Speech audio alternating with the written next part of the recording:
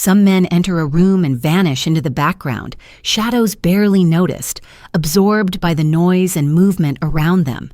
And then there are others, men who step across a threshold and without uttering a single word cause everything to shift. Conversations pause mid-sentence.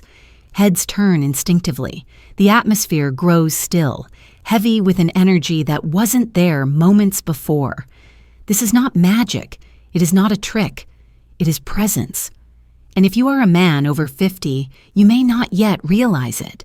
But that same power could already be alive in you. You may already be carrying a force that sparks silent desire, even when no one dares to name it aloud. Mature male attractiveness does not follow the formulas you were taught when you were young. It isn't sculpted biceps or designer suits or the number of zeros in a bank account. Those things may catch attention briefly, but they do not command it. What defines true attraction in a man past 50 is something far rarer. Composure that cannot be shaken, experience etched into every choice, and a clarity that only time can carve. Yet the tragedy is that so many men never recognize this power. They cling to outdated beliefs, either assuming they no longer generate desire or worse, trying to behave like younger men in a desperate bid to compete on the wrong battlefield. Today I'm going to reveal 9 clear signs that you, as a mature man, may already be drawing the eyes of younger women, even those who would insist they aren't drawn to older men at all. These are not abstract theories. These are lived realities. Signals that manifest in body language, silence, attention, and subtle shifts in energy. If you learn to see them, you will no longer dismiss yourself as invisible. And I want you to listen carefully, because the 9th sign isn't just the most direct. It is the one that will tell you with absolute certainty whether you are the man who owns the room or the one barely enduring within it. My name is Celia. And if you're here, it's not simply curiosity guiding you, it's readiness.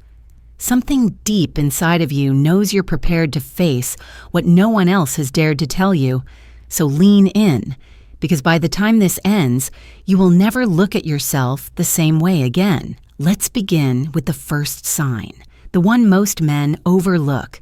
Pay attention to what happens when you speak. Do women fall quiet? Do they shift their posture, lower their voices, or glance toward you with unexpected focus? If they do, it's not courtesy. It's not politeness. It's instinct. If you haven't noticed it, it's only because you've spent too long convincing yourself that you no longer ignite anything in others. But here's the truth. When a mature man speaks from a place of steadiness, his voice carries something younger men cannot replicate. It awakens something inside younger women that connects to memory, security, and mystery all at once. The way they once looked to a father figure, a first mentor, or the rare man who seemed utterly sure of himself. And this cannot be taught. It cannot be faked. You won't find it in courses or gyms or dating apps. It is presence, the gravity a man acquires after surviving loss, savoring victories, enduring trials, and emerging not with arrogance, but with certainty. And whether they can explain it or not, younger women feel it. They may not admit it. They may not even understand it fully. But their bodies and instincts respond. Enter a conversation not with frantic words or forced jokes, but with calm, measured insight, and watch the air around you change. Nervous laughter fades. Superficial chatter loses flavor. Suddenly, your voice anchors the room. That's presence. I remember a man of 65 who seemed invisible most of the time. At gatherings, he rarely drew attention. But when he finally spoke, his entire family listened. His granddaughter, barely 20, looked at him as though his words were scripture. His grandson's girlfriend, 29 years old, once sat transfixed for half an hour, her phone forgotten, listening to his every word. Later, she admitted quietly, "That man makes me feel calm and nervous at the same time." She didn't have the language for it, but what she felt was the convergence of admiration, respect, and desire, a blend no young man could manufacture. That is your hidden advantage if you dare to recognize it. Too often men dismiss their own authority because they confuse conviction with severity, or because they believe their voices no longer matter unless raised. Nothing could be further from reality. At this stage of life, power isn't in loudness, it's in resonance. Speaking from the deep well of lived experience doesn't just capture attention, it establishes order. It creates calm. It signals certainty. A man who doesn't need to fill every silence or prove every point is the one who alters the entire rhythm of the room. You don't need to change your tone, or act, or pretend. You need only reclaim the authority that life has already etched into you. Next time you find yourself in conversation with a woman, watch closely. Notice if she leans toward you, if her eyes linger on your lips, if her interruptions disappear. These aren't coincidences. They're signs of restrained desire. They're her instincts whispering that your voice feels like both a safe haven and a challenge. But before we move forward, ask yourself honestly, how many times have you kept silent, afraid you no longer mattered? How many times have you avoided speaking clearly for fear of discomforting someone else? It is time to stop. Your voice has weight. Your silence has gravity. And when a woman falls silent to hear you, it is not emptiness, it is choice. She is choosing you. All that remains is for you to see it. Which brings us to the second sign, one even more profound. Mature men do not compete.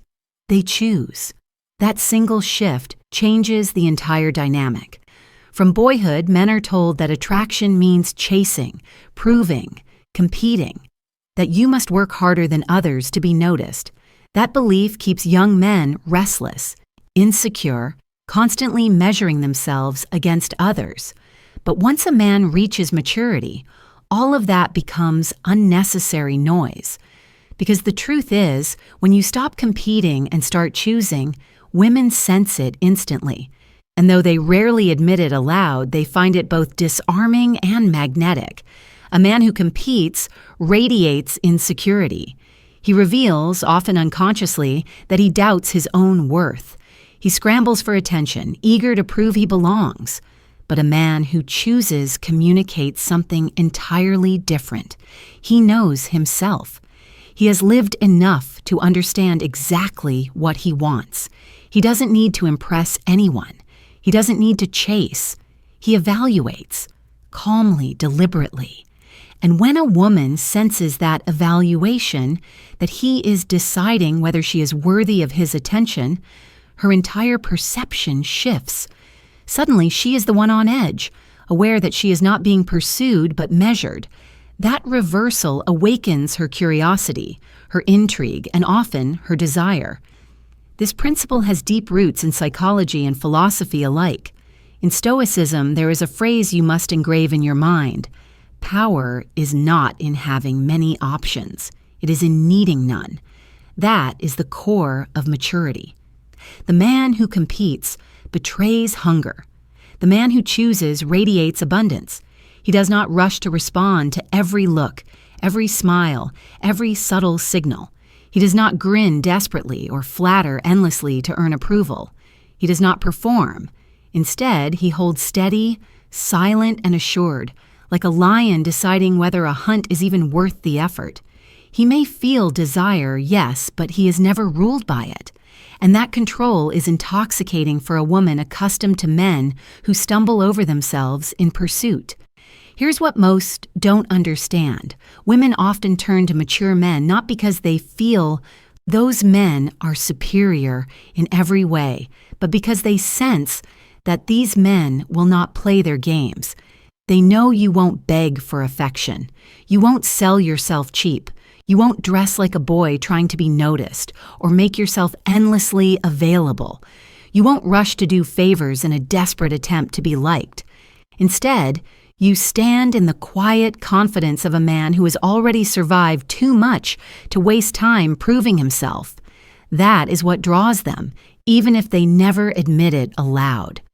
If the second sign revealed the quiet strength of choosing over competing, the third sign manifests in something even more subtle but endlessly powerful: the way you move. Younger men often stride with restless energy, their bodies betraying a nervous desire to be noticed, to announce themselves loudly with every step. But when a mature man walks into a room, there is no frantic urgency in his gait.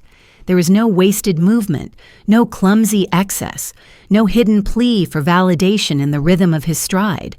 Instead, there is deliberation, economy, control. Each step lands not with force, but with certainty, as though the ground itself was always meant to receive him. This walk, seemingly ordinary, is one of the most primal signals of male power, and women, though they may not analyze it consciously, sense it immediately. They see in it the difference between a man who must prove and a man who simply is. Think about it. A 25-year-old boy might strut with his chest puffed out, hoping to mask insecurity. But a man of 50 or 60 who has nothing left to prove doesn't need to exaggerate. His posture alone communicates sovereignty. His shoulders settle naturally, not in forced display. His hands rest calmly at his sides, not fidgeting, not seeking distraction. His head remains level, as if anchored by an inner compass. When he enters a space, he is not storming in to conquer. He is surveying what is already his, by right of presence. That steadiness unnerves women in the best way. It whispers to them that this man has seen storms, that he has stood at the edge of chaos and walked away unbroken, and that nothing in this room, not a look, not a laugh, not a challenge, will shake him. To understand why this matters, you need only think of how attraction is tied to biology. For millennia, women have been drawn to the signs of a protector, a guide, a man whose steadiness signals safety. The gait of a mature man doesn't broadcast recklessness, it broadcasts command. And when a younger woman sees it, she feels something shift within her. She might tell herself she doesn't know why she's watching, why she feels her pulse quicken, but her body has already answered the question for her. It's because your walk carries the rhythm of certainty, a rhythm her instincts are powerless to ignore. And here's the paradox. You may never even notice the effect. You may stroll across the room thinking nothing of it, while eyes follow you, while thoughts spark in silence, while hearts beat faster in your wake. You don't need to exaggerate. The elegance of restraint is your power.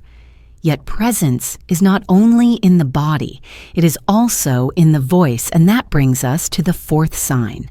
A younger man often fills space with chatter, with nervous jokes, with words tossed out like fireworks, loud, brief, quickly forgotten. But when you, as a mature man, speak with calm authority, you draw others in without effort.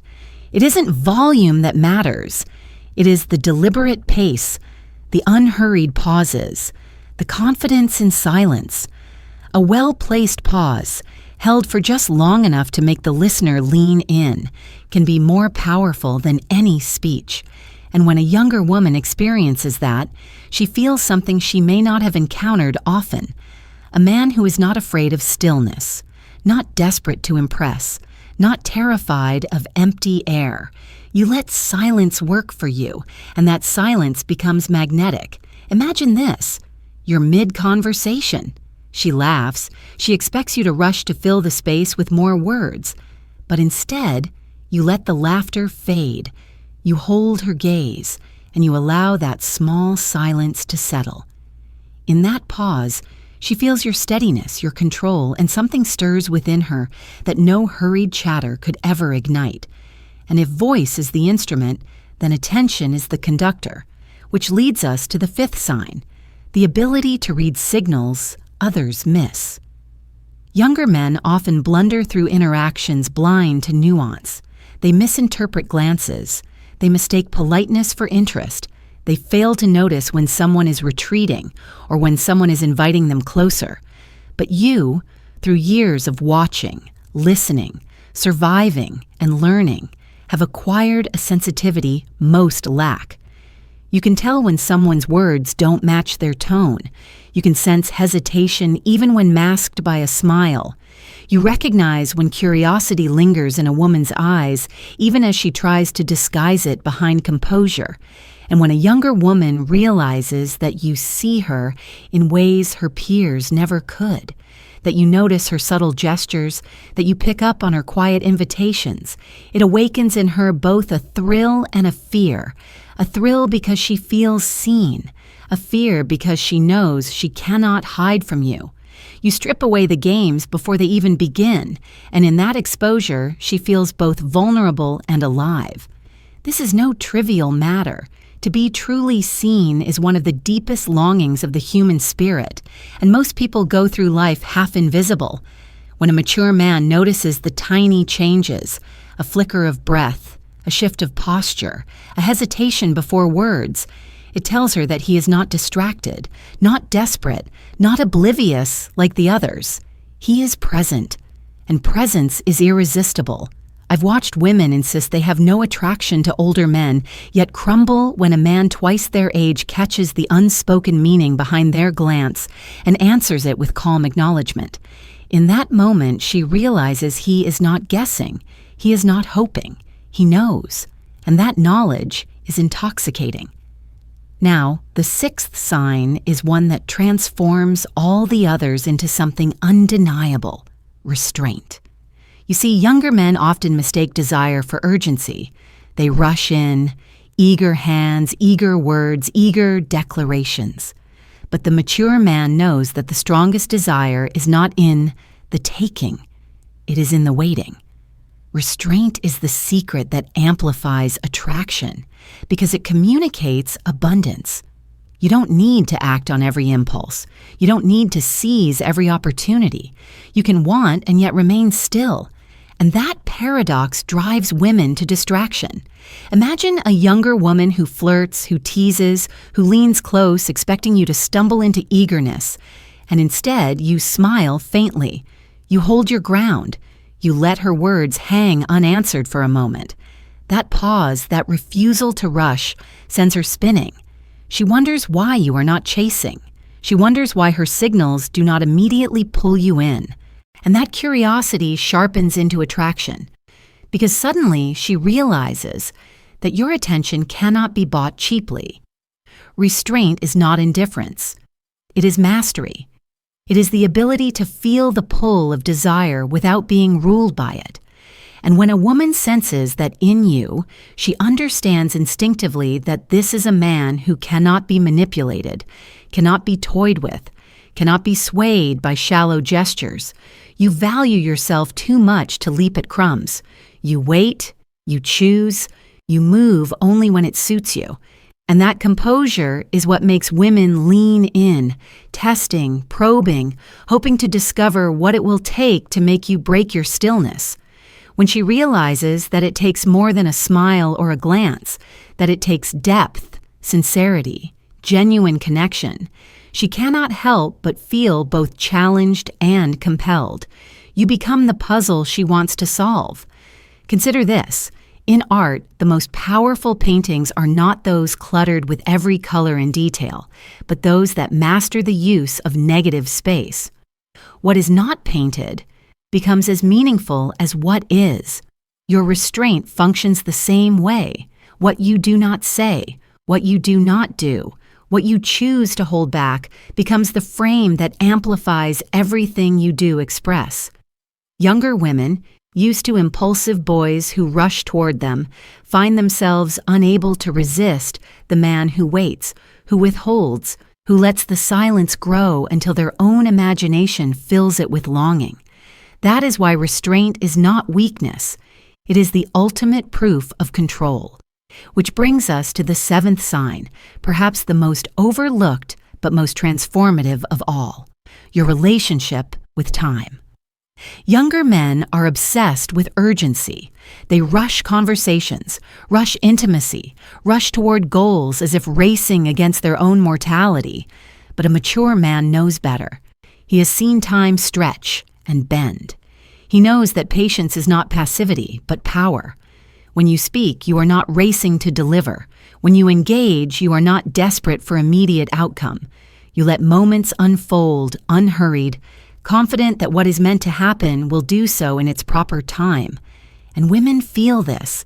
They sense it in your measured words, in your calm gaze, in the way you never seem to be in a hurry. That patience unsettles them. It unnerves them. And it draws them closer because it whispers of security, of depth, of a man who is not ruled by the frantic clock of youth. A younger woman will test you, sometimes unknowingly. She will push, prod, tease, trying to gauge your reactions. And where younger men stumble over themselves to answer immediately, to satisfy instantly, you remain steady. You let her wait. You let her curiosity sharpen.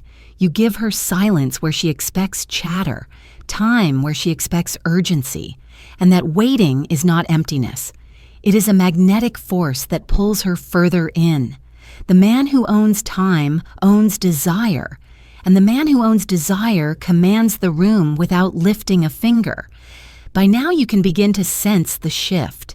Each sign we've uncovered builds upon the last, stacking layer upon layer until a picture emerges of the kind of man who does not need to demand attention because he already commands it by simply existing. But we are not finished yet. There are still 2 more signs to reveal, each more piercing than the last. And the final one, the 9th, will show you with undeniable clarity whether you truly are that man who draws younger women without even trying. But before we arrive there, let us turn to the 8th sign, one that threads through every aspect of your presence, like an invisible current, the way you carry your scars. Every man over 50 has scars, though not all are physical. Some are etched across the body, visible to the eye, reminders of battles fought, of accidents endured, of struggles survived. Others are quieter, carved into the heart and mind, losses of love, failures of ambition, betrayals, regrets. A younger man often hides his wounds, ashamed of them, terrified that they will reveal weakness. But a mature man wears his scars differently. He does not flaunt them, but neither does he conceal them. He allows them to exist as part of who he is, unashamed, because he knows they are not evidence of defeat, but proof of survival. And this acceptance changes everything. When a younger woman encounters a man who carries his scars openly yet calmly, she senses that she is in the presence of someone real, not polished, not pretending, not obsessed with presenting an image of perfection. Instead, she finds authenticity. And authenticity, in a world obsessed with illusion, is magnetic. Think of it this way. A man who has lived without scars has lived without depth. He may appear smooth on the surface, but beneath lies fragility. One setback, one rejection, one moment of crisis, and he collapses. But a man who has endured storms and still stands? That man radiates resilience. He shows, without needing to say a word, that he can be leaned upon. Younger women, consciously or not, recognize this. They see in you the steadiness of someone who has already been tested by life and has emerged, perhaps bruised, perhaps bent, but never broken. That steadiness awakens in them not only admiration, but desire. The desire to be near someone who cannot be toppled by trivialities. And this leads naturally into the 9th and most powerful sign of all, the ability to alter the energy of a room simply by entering it. You may not believe this is possible, but if you are a mature man who carries presence, patience, restraint, scars, and authenticity, you already know what I'm describing. You have felt it before, even if you doubted yourself. You have walked into a gathering, perhaps quietly, perhaps unnoticed at first, and then slowly the current shifted. Conversations bent in your direction. Eyes drifted toward you without command. The air seemed to thicken, as though every person present was waiting to see what you would do. This is not a performance. It is not a technique. It is the culmination of every quality we've discussed: presence without speaking, authority without competing, patience without weakness, scars without shame. All of these woven together create a force that cannot be imitated. And younger women, in particular, sense it most acutely because it is so utterly foreign to what they encounter among their peers. Imagine her perspective. She is surrounded daily by men her age who rush, who chatter, who compete endlessly for validation, who hide their insecurities behind bravado. Then you arrive, silent, steady, composed. You do not rush. You do not chase. You do not fill the silence with meaningless noise. Instead, you shift the very rhythm of the room by existing within it. For her, the contrast is electric. She may not understand why she feels her heart quicken or her breath shorten, but the reason is clear. She has stepped into the orbit of a man who carries gravity. And gravity does not ask permission to be felt. It simply is. Do not underestimate the power of this ninth sign. It is not about arrogance or dominance. It is not about controlling others or demanding obedience. It is about resonance. When you live with authenticity, when you have cultivated presence, when you are at peace with your scars, you vibrate at a frequency that alters everything around you. And people, women especially, cannot help but feel it. They may not always respond outwardly. They may not approach you immediately or confess what they feel, but they will remember. Long after the evening ends, long after the room empties, they will recall the sensation of your presence lingering, like a low hum that refuses to fade. That memory becomes desire, because desire is not only about appearance. It is about the way someone makes you feel in their presence. Now, if you've followed closely, you might already be reflecting on your own life, on the times you've noticed women falling silent when you spoke, on the glances that lingered longer than they should have, on the subtle ways you've drawn attention without asking for it. Perhaps you dismissed those moments as coincidence. Perhaps you told yourself they meant nothing. But now you understand. They were signs. They were proof that you already carry within you what countless men spend their entire lives chasing but never attain. You have presence, and with it comes a natural pull that younger women, whether they admit it or not, find irresistible. The question then is not whether you have these qualities. The question is whether you will recognize them, honor them, and live them fully. Too many men waste their later years believing they have become invisible, when in truth, their visibility has only changed form. They are no longer noticed for surface flash, but for depth. Not for noise, but for silence. Not for chase, but for choice. And if you learn to see yourself clearly, if you stop dismissing the evidence before your eyes, you will realize that you are not fading. You are sharpening. You are becoming something rarer, more valuable, more unforgettable. So as we close this journey, I want you to hold on to this truth. Attraction is not the privilege of youth. It is the reward of maturity. It belongs to the man who has endured, who has learned, who has grown into his own presence without apology. And if you are that man, or if you are becoming him, then the signs are already around you, waiting for you to notice. The silence when you speak, the glances that linger, the patience that unsettles, the scars that inspire respect, the energy that shifts when you arrive. These are not fantasies. They are realities. They are your reality. All that remains is for you to believe it, to embody it, and to live it without hesitation. Because the moment you do, you will stop wondering whether younger women are drawn to you. You will know. And that knowledge will not only change how they see you, it will change how you see yourself.